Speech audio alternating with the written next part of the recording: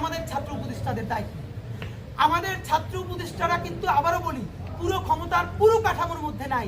তারা ওখানে আছে বলেই আমাদের ছাত্র জনতার পক্ষে অনেকগুলো বার্গেন করে অনেক সিদ্ধান্ত ছাত্র জনতার পক্ষে আনতে পারতেছেন, এটা আমরা বুঝি। কিন্তু আপনারা যে অনেক কাজ করতে গিয়ে পারতেছেন না, আপনারা বাধাগ্রস্ত হচ্ছেন, আপনারা সেই দায় আপনাদের মাথায় নিচ্ছেন কেন? সারা বাংলাদেশের ছাত্র জনতা বলছে তোমরাই তো এখন এমপি, তোমরাই তো এখন মন্ত্রী, তোমরা পারতেছো না কেন? অথচ আমরা জানি আপনাদের দায়িত্ব, আপনাদের ক্ষমতা নাই। আপনারা চেষ্টা করবেন, না পারলে আজকে ছাত্র উপদেষ্টা তিনজনকে বলতে চাই, মাহফুজ আলম, নাহিদ ইসলাম, আসিফ মাহমুদ, প্রেস ব্রিফ করেন, প্রেস ব্রিফ করে বলেন এই সঠিক সিদ্ধান্ত আমরা নিতে চাই। অমুক অমুক উপদেষ্টা, অমুক অমুক আমলা আমাদেরকে বাধাগ্রস্ত করছে, 24 ঘন্টার মধ্যে যদি আমাদেরকে করতে দেয় আমরা থাকবো, আর নইলে আমরা উপদেষ্টা থেকে পদত্যাগ করব। আপনাদেরকে নিয়ে এসে আমরা আবার আন্দোলন করে তুলবো ইনশাআল্লাহ। কিন্তু আপনারা যেই কাজ করতে পারেন না সেই দায়